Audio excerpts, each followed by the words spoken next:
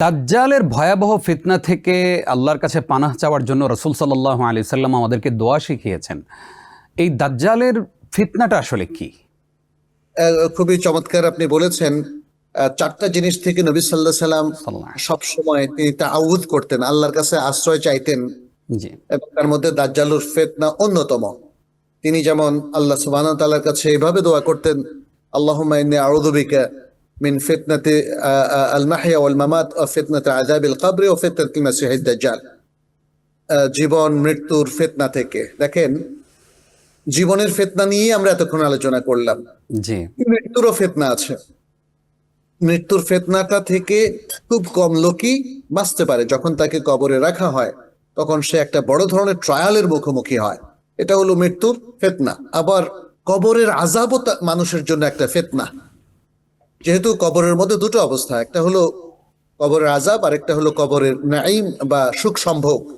আল্লাহ সুবহানাহু ওয়া তাআলা একজন ব্যক্তির পরবর্তী পরিণতি কি হতে পারে আগাম সেটার একটা ভূমিকা স্বরূপ কখনো কাউকে আযাব দেন কবরে, আবার কখনো কাউকে নাঈম বা সুখ সম্ভোগের ব্যবস্থা করেন। তো এখানে আযাবটাই হলো ফিতনা, সুখ সম্ভোগ কখনোই ফিতনা নয়। মানুষ যদি সুখে থাকে, হ্যাঁ, সে কখনো ফিতনায় পড়ে না। এর জন্য নবী সাল্লাল্লাহু আলাইহি সাল্লাম থেকে একটা বর্ণনা এভাবেও আছে, সেটা বিশিষ্ট মুহাক্কিক ব্যক্তিরা উল্লেখ করেছেন। এই মুহূর্তে আমি সেটার তৌসিক বা অথেন্টিকেশনটা দিতে পারছি না, যে যে ব্যক্তি ফিতনা থেকে বাঁচলো সেই সুখী। হ্যাঁ, জি, তো তাহলে সুখী ব্যক্তিরা ফিতনা মুক্ত, আর অসুখী ব্যক্তিরা বা অস্থিরতা যারা ভুগছে বা যারা বিপর্যয়ের মুখোমুখি হয়ে গেছে তারা ফিতনায় যুক্ত। আর এখানে সবচেয়ে বড় ফিতনা হচ্ছে ফিতনাতুল মাসিহিদ দাজ্জাল।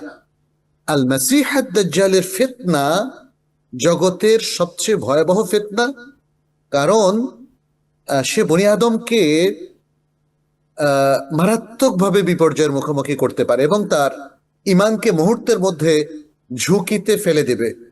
তার তেলেসমাতি দেখে অথবা তার সাথে কথা বলে কিংবা তার কিছু ইস্তেদ্রাজ বলা হয়, অতি মানবীয় কর্মকাণ্ড দেখে, যেটা ইস্তেদ্রাজ, যেটা অবশ্যই কারামতি নয়, কারণ খারাপ লোকের কোনো কারামতি হয় না, তাহলে সেটা দেখে মুহূর্তে লাখ লাখ জনতা ইমান হারা হয়ে যাবে।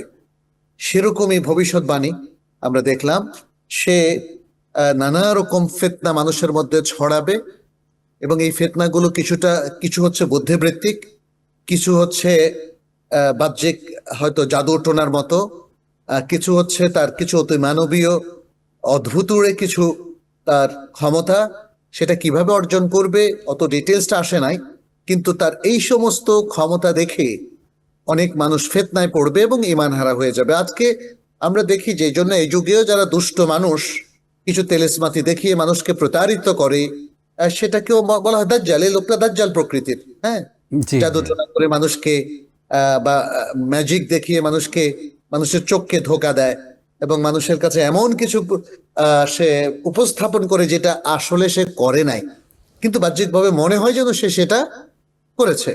জি, এগুলো সব ফিতনা, এবং এই ফিতনার কারণে আপনি দেখবেন আজকে আমাদের সমাজে বহু মানুষ তারা অনেক অতীন্দ্রিয় কিছুতে বিশ্বাস করে, তাবিজ তুমারে বিশ্বাস করে, এবং তারা যেমন এই যে লোহার আংটিতে বিশ্বাস করে, আকিক পাথর তার ভাগ্য ফেরাতে পারে বলে বিশ্বাস করে।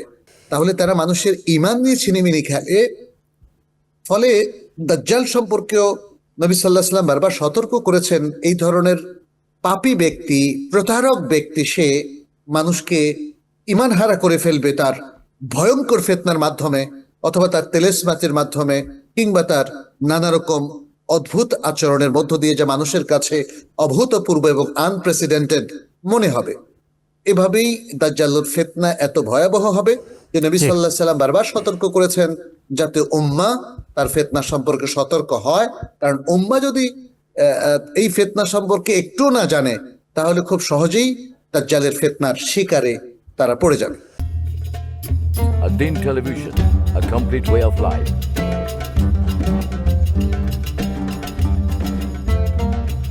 প্রিয় দর্শক, ধন্যবাদ ad-Din এর সাথে থাকার জন্য। এমন আরো সুন্দর সুন্দর ইসলামিক কন্টেন্ট ও সবশেষ আপডেট পেতে সাবস্ক্রাইব করুন আমাদের ইউটিউব চ্যানেল আল-দিন এবং পাশের বেল আইকনটি চাপুন। পরবর্তী সকল ভিডিও নোটিফিকেশন পেতে যুক্ত থাকুন আমাদের সোশ্যাল মিডিয়ায়।